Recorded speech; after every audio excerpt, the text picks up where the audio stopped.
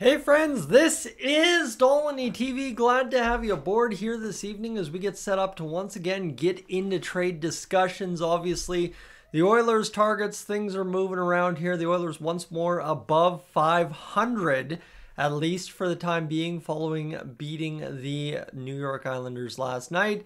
Thursday, we take on the Nashville Predators, I think for the last time this season, so that's fun and dandy.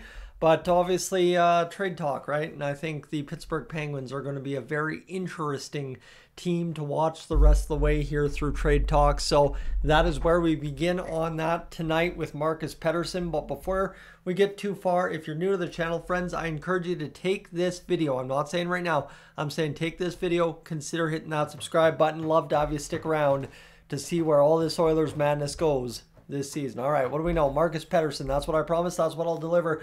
I'm seeing all kinds of reports here. Nothing really was making sense on this front of Marcus Pettersson from the Pittsburgh Penguins. Obviously, what we know is Pittsburgh's in a sell-off mode, or at least it appears that is the way they are headed here over the next several months, given their 6-9 and something record.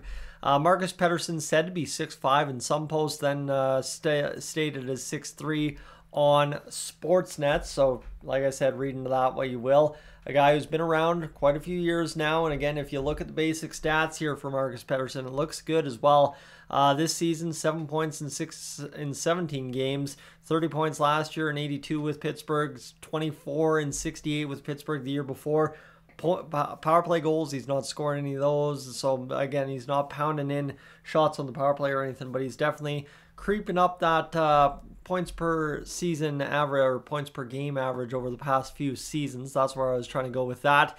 And the shooting percentage the last 2 years has been a bit more respectable compared to about what you could say is career average. A guy in Pittsburgh who's also averaging 22 minutes a night and has kind of averaged over 20 over the past 3 seasons. So where does this all fit into it? Obviously a left-hand shot, as you saw in the first graphic. Let's flash that again. Left-hand shot. So what we know about the Oilers in that top 4 role alongside Darnell Nurse, it's been in flux all year. They've played Kulak there. They've played Stetcher there. They've played Dermott there. And what you kind of read into that is you have 2 left-hand shots on your second pair, whether it be Kulak and Dermott switching into those spots.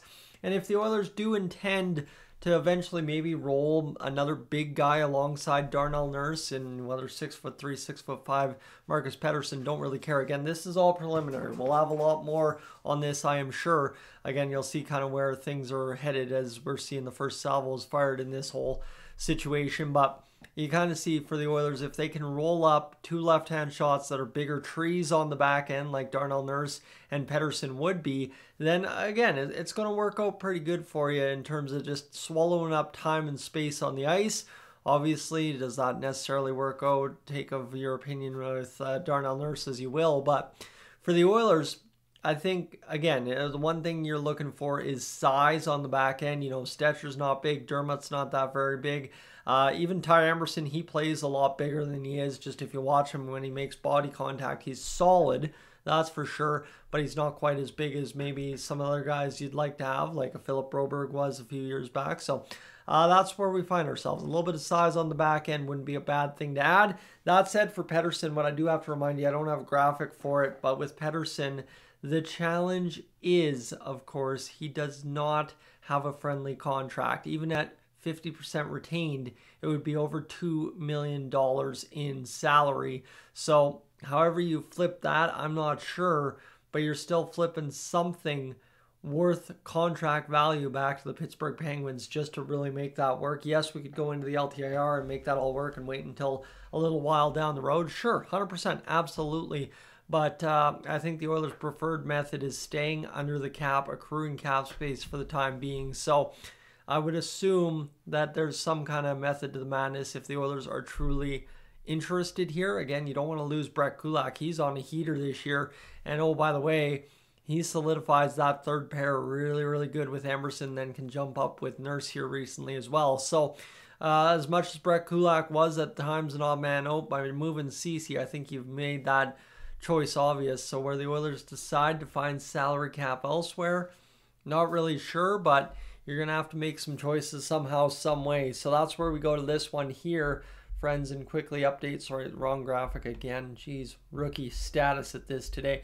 We update to this one. So the real only Oilers commentator talking about this here over the past few days, and again, this is why I'm bringing this up, is it's something that I'm starting to see a lot more of, but Jim Matheson talking about it here, talking yesterday with Lars Eller going into the Caps, and then obviously mentioning don't be surprised if the Oilers are bending Dubas' ear on UFA shutdown left-hand D Marcus Pettersson. So again, that salary retention mentioned in there, but I think usually when you start seeing one guy somewhat connected to the situation start moving towards talking about it, you start seeing a lot more. And with the Oilers, it's kind of a few years back, I think you look at a guy like, I don't know, Matthias Ekholm, who we talked about before, and then one more time, and then it happened.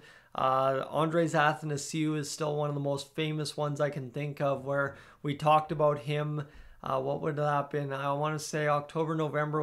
I was getting begged to do videos, and I'm like, well, no, it's not going to happen. Why would that happen? And then, of course, it happened right on cue. So it's just this time of year, you know, you start throwing names at the wall, and some make more sense than others, but some suddenly stick around come, you know, January, February, March. And for the Oilers this year, the sooner they make their move on the back end, probably the better. Yeah, you'd like to accrue cap space, but you're going to have to swallow a pill somewhere. And if that comes from having to upgrade your defense sooner than you would have liked because the defense just isn't quite where you'd like it to be, it is what it is, and you just kind of have to live with it. So that is the tough part for the Oilers, is the defense hasn't delivered the goods so far. Yes, another 3 or less goals against yesterday. That's a positive sign. But again, some mistakes that you need to clean up. And yes, it's not just the defense, but well, I feel like the heavy part of the lifting for trade rumors this year, at least in the 2024 portion of the 24-25 season, will be throughout the defensive cores of other teams, and of course taking advantage of a situation in Pittsburgh that's kind of going south this season. It kind of started last year too. Wouldn't necessarily be a bad thing at all for the Edmonton Oilers. So we'll see what the case is as we transition here into middle of the month, right? It's now the 13th. We kind of go from 10th to the 20th. There's some big ground, and then by American Thanksgiving, we really want to see where this team stands. So that's what, 4 or 5 games away. And the Oilers have some ground to make up in the division over those 4 or 5 games. We've won a game, hey, against New York. We won a game against Vancouver. We're on a little bit of a streak here. Let's go keep it going and see what happens. But Marcus Pettersson, we'll see how much more we talk about him. But for right now, just a name to mention as of current, and we'll go from there, friends. Thanks for being aboard. As always, it's Dolynny TV. I should flash that one more time. If you want to stick around, see what happens with the Oilers this year, I encourage you to do that. But for now, I'm up on, gone.